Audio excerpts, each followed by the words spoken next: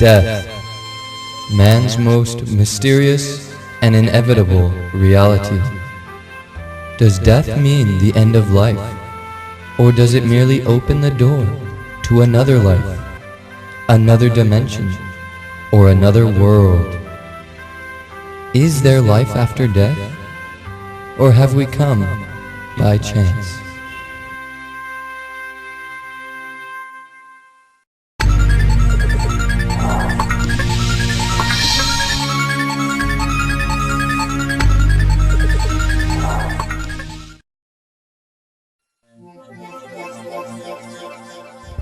If we reincarnate, are we born instantaneously or slowly? Can other living beings, like animals, reincarnate in human bodies? Can man appear as an animal? If so, how and why? Do we reincarnate forever, or does it end somewhere?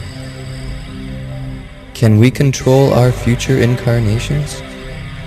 How?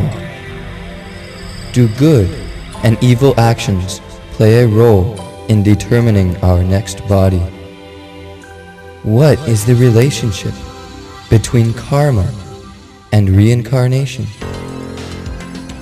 Reincarnation is not a belief system, a theory, or a psychological device for escaping the grim finality of death, but a precise science that explains our past and future lives.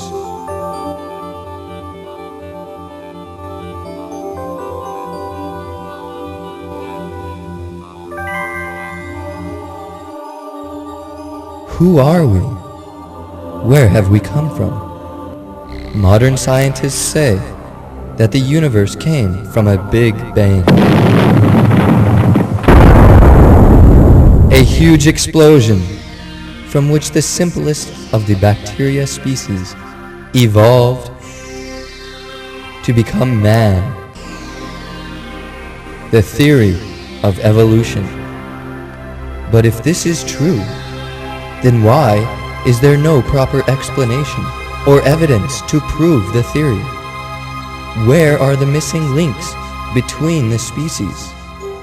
How can man come from monkeys? How can a frog, after 40 million years, become a man? If everything evolves and changes continuously and gradually, how do all the species simultaneously exist? And why does evolution come to a sudden halt on man? Where do we go from here? The scientists say the universe came by chance and life from chemicals. Sir Isaac Newton, one of the most renowned scientists of all times, once created a model of the universe. When his colleague asked him how he had made the model, Newton said he woke up that morning to see that the model was lying there. Seeing the complexity involved, Newton's friend laughed at him and refuted, saying, "How can the model exist on its own?" Newton replied, "If this model cannot just exist on its own, how this entire universe, with its ultimate complexities and perfection, can exist by chance?" Darwin himself says, "To suppose that the eye could have come by chance seems to be absurd to the highest degree."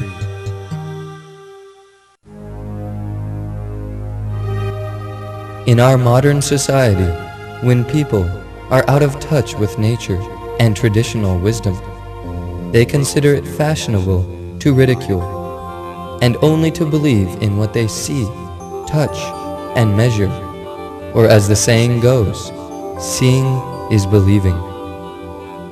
But when man endeavors to understand something beyond the scope of material senses, beyond instruments of measurement, and beyond the capacity of mind, then there is only one way to approach a higher source of knowledge. The Vedas. Let us think, which part of the body am I? Am I the hands, the legs, the eyes, the brain, the mind, the heart? A child grows to a boy, to an adult, to an old man. Through all this time, although the body is getting older, we feel ourselves to be the same person. How and why? Have you thought, what is the difference between a living body and a dead one? The difference is the living force. The Vedas say this living force is the soul which never feels older. Now let us think logically. If I never change, even once, when the body changes from childhood to old age, then how can I, the soul, suddenly die? The Bhagavad Gita says, "For the soul, there is neither birth nor death at any time. He has not come into being, does not come into being, and will not come into being. He is unborn, eternal, ever-existing and primeval. He is not slain when the body is slain." Now if I don't die, then what happens to me? The scriptures say that we accept new bodies.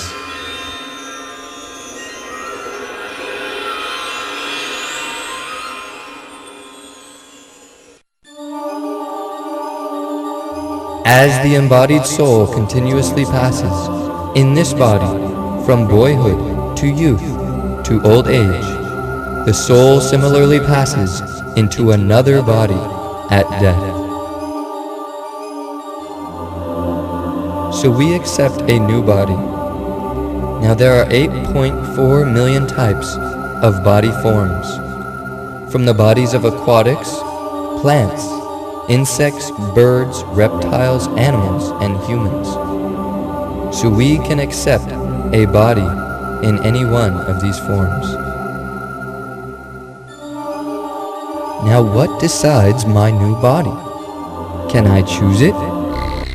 The answer is karma, or your actions today decide your new body, and you decide your actions.